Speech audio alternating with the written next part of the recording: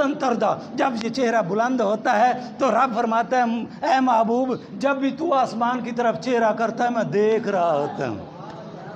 फरमाया जिब्रील मैकाइल इसराफील बैठे क्यों हो, देखो मेरे महबूब का चेहरा। आहा, जब बड़ा देखता है तो छोटा तवज्जो करता है, छोटा देखता है। ये असूल है, दुनिया का असूल है। बाप देखेगा बेटा देखेगा, बाप देखे तो बेटा देखता है, मुर्शिद देखे तो मुरीद देखता है, पीर देखे तो मुरीद देखता है, अगर उस्ताद देखे तो शागिर्द देखता है। ये दुनिया का असूल है कि बड़ा जब देखता है तो फिर छोटा देखता है। कुर्बान जाऊं मुस्तफ़ा तेरी अज़मत को सलाम, कुर्बान जाऊं तेरे कदमों पे निसार जाऊं मेरे आका। जब आप नज़र बुलंद करते हैं, चेहरा आसमान की तरफ करते हैं तो खुद रब्बुल आलमीन देखता है।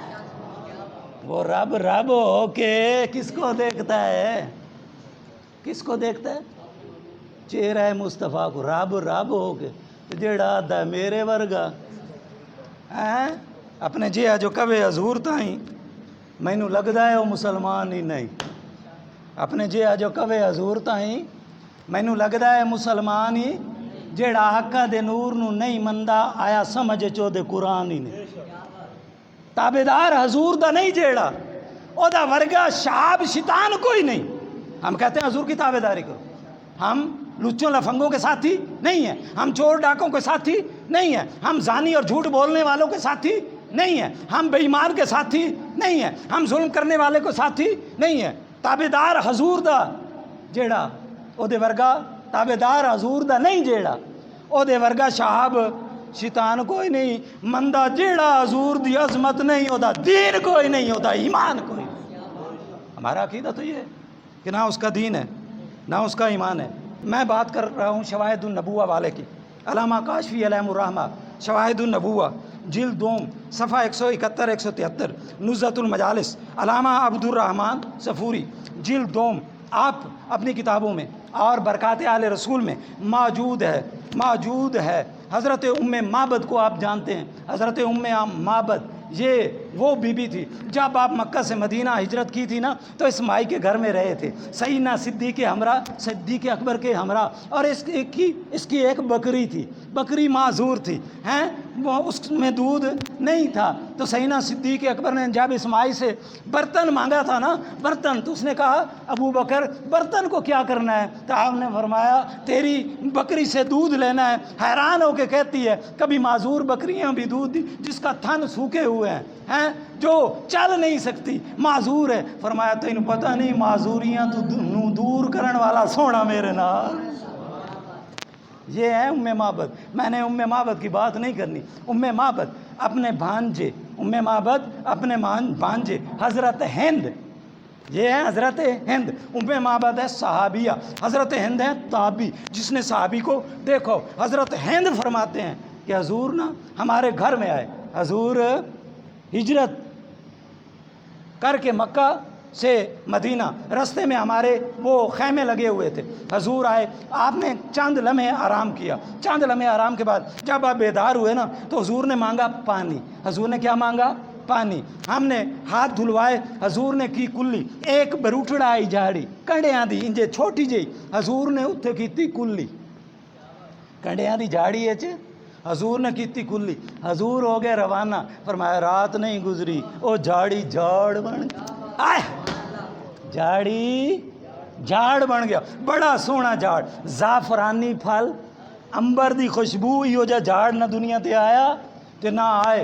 ये हजूर दी कुल्ली है, हजूर कुल्ली करन ते कंडियां आली हैं, कंडियां आली झाड़ी नू झाड़ खुशबू वाला बना देन ते बेली कुल्ली करे अगली भी सोक जावे हैं, बेली कुल्ली करे ते अगली तबाह हो जाए।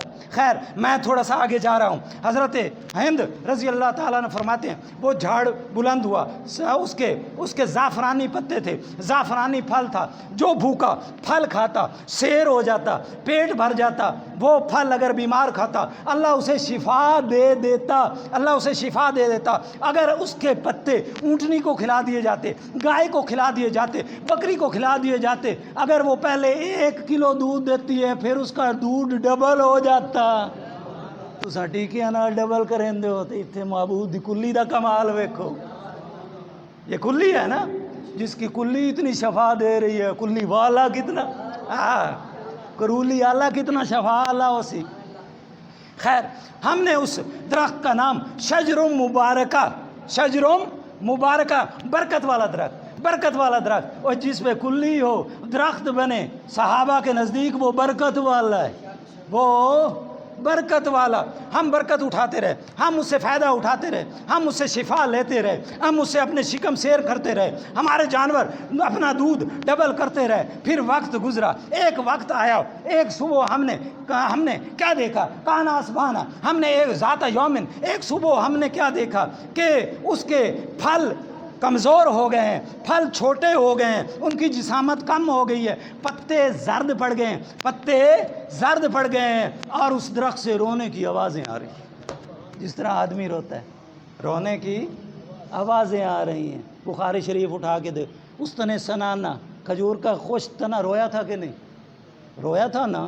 تو اللہ اگر چاہے تو رلا دے، لوگوں کو سنا دے. تیرا کیا بگڑتا ہے؟ تو مان نہ مان، تیرے منن دے ایسا محتاج کوئی نہیں، ساڑھا رب کر سکتا ہے. تو حضرت ہند کیا فرماتے ہیں؟ رونا شروع. ہم بڑے پریشان ہوئے، شاید کوئی حادثہ ہو گیا، شاید کوئی سانحہ ہو گیا، شاید کوئی واقعہ ہو گیا. کچھ ہی دن بعد ہمیں خبر ملی آقا کا وصال ہو چکا. یہاں تو درخت بھی اہل بیت رسول سے پیار کرتے ہیں، پنجتن پاک سے محبت کرتے ہیں. تو وہ وصال رسول کی وجہ سے اس کی یہ حالت ہوئی. تو سوال تو بنتا ہے نا، سوال تو بنتا ہے کہ وہ درخت ہے سینکڑوں میل دور، وصال ہوا ہے مدینہ میں، درخت ہے ام معبد کی ڈھاری پہ، وصال ہوا ہے مدینہ میں. تو درخت کے نہ کان ہے، نہ آنکھیں ہیں، نہ شعور ہے، نہ عقل ہے. درخت کو پتہ چل گیا سینکڑوں میل دور سے کہ میرے آقا کا وصال ہو گیا ہے. تو یہاں اگر غلام درخت ہو، اس کی یہ حالت ہے، تو آقا کے علم کا کیا مقام ہوگا؟ خیر، چلتا رہا سلسلہ. پتیاں تو لوگ فائدہ اٹھائیں رہے، اور چھوٹے چھوٹے پھلاں تو لوگ اٹھائیں. فرمایا 30 سال ہو گئے. کتنے سال گزرے؟ 30 سال گزرنے کے بعد ایک دن ہم نے کیا دیکھا؟ کیا دیکھتے ہیں؟ پھل ٹوٹ گئے، درخت پہ کانٹے آ گئے، درخت پہ کانٹے آ گئے، پتے مزید جھڑ گئے. ہم بھی پریشان ہو گئے، شاید کوئی سانحہ ہو گیا، شاید کوئی واقعہ ہو گیا. اتنے میں ہمیں خبر ملی کہ حضرت علی شہید ہو گئے. یہ درخت کا حالت بتاتی تھی کہ اسے حضرت علی کی شہادت کا پتہ. فرمایا پھر 3-4 آخری بات، پھر ہوئے 3-4 سال، صرف 3-4 سال کی مدت ہوئی. ایک دن دیکھتے ہیں کہ درخت کی جڑوں سے خون بہہ رہا ہے. درخت کی جڑوں سے خون بہہ رہا ہے. حضرت بابا فرید الدین گنج شکر اس مقام پہ فرماتے ہیں، آپ راحت القلوب میں، کہ جب محرم شریف کا مہینہ تھا، حضور خواجہ نظام الدین اولیاء فرماتے ہیں میں اپنے مرشد پاک کے پاس گیا اور آپ یہ بات کر رہے تھے. آپ نے فرمایا کہ یہ دن بڑے عظمت والے ہیں، بڑے مقام، رحمت والے بھی ہیں، عذاب والے بھی ہیں، اس لیے ان دنوں میں نماز پڑھا کرو، روزہ رکھا کرو، اور دعائیں مانگا کرو، اللہ سے توبہ استغفار کیا کرو. فرمایا یہ امتحان کے دن ہے. اور تمہیں پتہ ہے رسول کے شہزادوں کے ساتھ کیا ہوا تھا؟ رسول کے شہزادوں کے ساتھ کیا ہوا تھا؟ انہوں نے کیا کیا تھا؟ 3 دن انہوں نے پیاسا ان کو شہید کیا، ایک ایک قطرے کے لیے تڑپایا، ان کی لاشوں پہ گھوڑے دوڑائے اور ان کو ذبح کر دیا، حالانکہ جانتے تھے کہ کل آقا کے سامنے پیش ہونا ہے. اور حضور خواجہ نظام الدین اولیاء اس مقام پہ کیا فرماتے ہیں؟ 5 محرم کو آپ نے اپنے مریدوں کو فرمایا کہ لوگوں، یہ محرم الحرام، عاشورہ محرم کتنا عظمت والا ہے، کتنا مقام والا ہے. جب امام عالی مقام شہید ہو چکے نا، تو سورج نے اپنا دامن چھپا لیا، سورج غروب ہو گیا، 3 دن تک اندھیرا چھایا رہا، تارے ٹوٹتے رہے، آسمان سرخ ہو گیا. اور حضور خواجہ نظام الدین اولیاء کی نظر چونکہ آسمان پہ تھی نا، آپ فرماتے ہیں رب کے فرشتوں نے اجازت مانگی، مولا حکم دے ان کو ختم کر دیں، حکم دے ان کو تباہ کر دیں، ان کو نیست و نابود کر دیں. فرمایا نہیں، اے میرا تے حسین دا معاملہ ہے، اے میرا تے حسین دا معاملہ ہے. اور یہی بات تھی، چونکہ امتحان میں کامیاب ہونا تھا، صبر کی دہلیز کو پار کرنا تھا، شہادت کا تاج سر پہ پہننا تھا. کامیابی والوں کے گھروں میں جا کے واویلا نہیں کرتے، شور نہیں کرتے، ہائے پیٹ نہیں کرتے، بلکہ اسے، اور جنہوں نے صبر کیا ہے ان کو مقام کیا ملا؟ ان اللہ مع الصابرین، رب کی معیت حاصل ہوگی۔ وبشر الصابرین اذا اصابتهم مصیبہ قالوا انا للہ و انا الیہ راجعون، کہ بشارت دو صبر کرنے والوں کو جو صبر کرتے ہیں۔ اور حضرت امام علی مقام نے کیا فرمایا؟ فرمایا جو لوگ صبر کرتے ہیں نا، مجھے میرے نانے نے وصیت کی تھی، اے حسین فرض عبادت کبھی نہ چھوڑنا۔ کیا وصیت کی تھی؟ فرض عبادت کبھی نہ چھوڑنا، فرض عبادت کرو گے سب سے بڑے عبادت گزار ہو جاؤ گے۔ اور فرمایا قناعت کبھی ترک نہ کرنا، کہ رب جو دے اسی پہ شکر ادا کرنا، قناعت کرو گے سب سے بڑے سخی بن جاؤ گے۔ اور میرے حسین صبر کرنا، صبر کرنا، کیونکہ صبر کی جزا بہت بڑی ہے۔ فرمایا کہ جنت میں ایک درخت ہے شجر البلا، جنت میں کیا درخت ہے؟ شجر البلا۔ یہ درخت ہے ہی ان لوگوں کے لیے جنہوں نے دکھ مصیبت کو برداشت کیا اور صبر کیا۔ وَاسْتَعِینُوا بِالصَّبْرِ وَالصَّلَاةِ، نماز اور صبر سے انہوں نے مدد چاہی۔ قیامت کے دن اللہ کریم فرمائے گا، او صبر کرنے والو آؤ اپنے درخت کے نیچے آ جاؤ۔ نہ حساب، نہ کتاب، نہ کوئی رولا، حساب کتاب کے بغیر جنت میں رب عطا فرمائے گا۔ اور یہ تو وہ صابرین ہے۔ صرف ہم یہ خواہش کر لینا مولا کریم، کاش ہم بھی کربلا ہوتے، کاش ہم بھی۔ حضرت امام علی مقام کیا فرماتے؟ مام مصیبہ مام مسلمن ان یصاب مصیبہ، اگر کسی مسلمان تے کوئی مصیبت آوے نا، مصیبت آوے اور اس تے ایک زمانہ گزر جاوے، اس تو بعد وہ مصیبت نو یاد کرے، اس دکھ نو یاد کرے، یاد کر کے آ کے ان للہ و انا الیہ راجعون، یاد کر کے آ کے ان للہ و انا الیہ راجعون۔ فرمایا دا فعل رب دے اتنا قبول ہوئے گا جتنا اجر رب نے او مصیبت والے دیں دیتا ہی، اتنا اجر اس دیں دے سی جس نے شکر ادا کی۔ تو آج اگر ہم یہ خواہش کریں گے نا تو ہمیں گھر بیٹھے وہ شہیدوں کا ثواب مل جائے گا، شہیدوں کا ثواب مل جائے گا۔ آخری بات، حسین اور قرآن اتنے ملے ہوئے تھے، لوگوں نے پانی بند کر دیا، لوگوں نے کھانا بند کر دیا، لوگوں نے فرات پہ پہرے لگا دیے، لوگوں نے بچوں کے لیے پانی جانا بند کر دیا، ہر طرف پارے ہی پارے ہیں۔ حسین کے گھر میں پانی نہ گیا، لیکن جب رات ہوئی تو حسین کے ہر خیمے میں قرآن پاک کی تلاوت ہو رہی تھی، قرآن پاک کی صدائیں آ رہی تھی، قرآن پاک کی آوازیں بلند ہو رہی تھیں۔ کسی یزیدی نے پوچھا، حسین ہم نے تو تیرا پانی بند کیا۔ فرمایا، او یزیدیو تم نے پانی بند کیا ہے، قرآن کی تلاوت بند نہیں ہو سکتی۔